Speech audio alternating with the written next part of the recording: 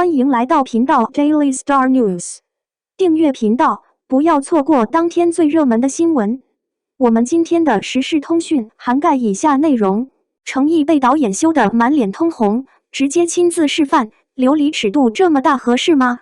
这绝对是史上最惨的男主。看到司凤再次泪目的朋友们醒醒，程毅不仅在剧中最惨，剧外也是惨的一批，尤其是拍摄他的玄机甜甜戏份时，更是被导演羞得满脸通红，还要求要摸到点。不得不说开车界还得数导演，毕竟他不只会口头教育程毅、袁冰妍，还会真人示范。当袁冰妍、程毅第一次拍吻戏时，多少有些放不开，可导演对吻戏要求是极高的阶段，所以导演一边口头教育，一边拉过工作人员为他俩示范。不知道你们是什么想法？我只知道程毅也是一脸的震惊。但也正是导演的这种认真和负责，这部剧的两人才甜到了所有的人。只可惜两人拆 CP 的速度有点快，让网友失望不已，甚至两家的粉丝还在网上互殴了起来。但其实这件事两人都是无辜的，事情的经过无非是剧组举办的云歌会上，程毅和袁冰妍没有什么互动，本来这也无可厚非。剧中两人是 CP 并不代表剧外一定是 CP， 他们也不过是合作关系的同事罢了。奈何有激动者认为程毅翻脸太快，一时间程毅成为了所有人攻击的对象，也掉了6万粉。但这也只是开始，有人看不惯程毅，自然有人看不惯袁冰妍。先是说他演技不好，尤其是哭戏一直都哭不出来，再加上导演曾说的眼神戏拍了几十条，然后这一句话顿时让网友吐槽，说他演技不好还拖累队友。之后万能的网友还翻出了罗侯季兜的定妆照，说都是因为他尬戏没有档期，这才让这个角色换了别人。有人质疑就有人回怼，总而言之那段时间的网络沸沸扬扬。当然后来有人说是因为袁冰妍要离开经纪公司，才有了这样那样的矛盾。但不管怎样，琉璃的 CP 还是很值得磕的。程毅袁冰妍的琉璃，你们更磕哪对 CP？ 粗略算了一下，有7对 CP。不要怀疑小编没有算错，因为这部剧但凡两人同框必有糖，不管是拉郎还是拉娘，小编都可以。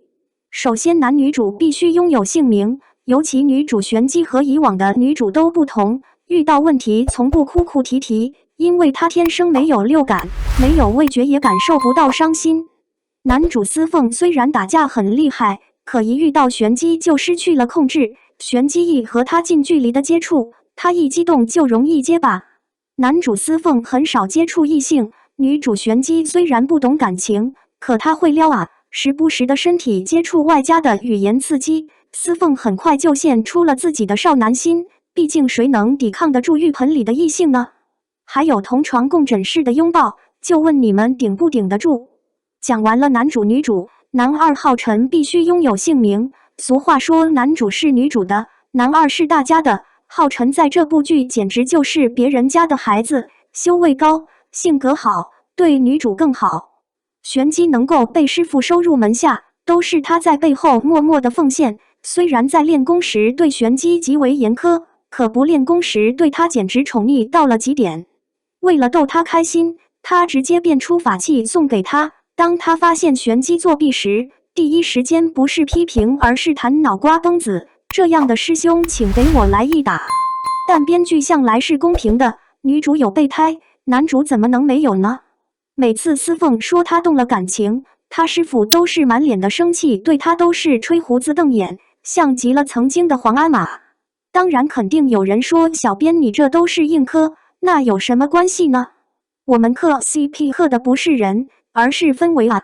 但是说起氛围，司凤和他才是最绝配的，这样的任嘉伦你喜不喜欢？一颗眼泪就是一颗珍珠。小编突然有个想法，你说咱们现在去海边守着，能不能也碰到个美人鱼？毕竟曾经的司凤也是这样碰到美人鱼的，而且美人鱼在离别时也送给了他珍珠。最关键的是两人的画风一言难尽，因为除了司凤还有这样的搭档，玄机和他的姐姐也很好磕呀。玄机不会流泪，姐姐就替他哭吧，玄机不知道疼，姐姐替他疼。姐姐对别人向来都是对天对的，唯有妹妹才觉得她温柔以待。对于玄机来说，姐姐开心她就开心，即使不想要吃东西，但只要是姐姐做的就好吃。这样的姐姐也给我来一打。当然了，这样的好姐姐怎么能够没有官配呢？这时候六师兄就直接上场了。在少阳派里，六师兄对玲珑处处谦让宠溺，即使玲珑被巫童关了起来，他也丝毫不在乎。这也正是他这种对玲珑的不离不弃，才让他被巫童利用成为了众矢之的，差点失去了性命。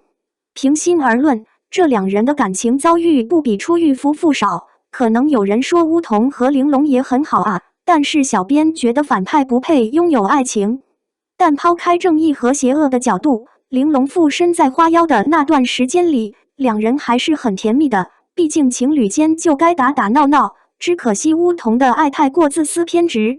如今这部琉璃已经2年了，说好的第2部到现在也没有风声。不过就算开拍，想来也不能原班人马了。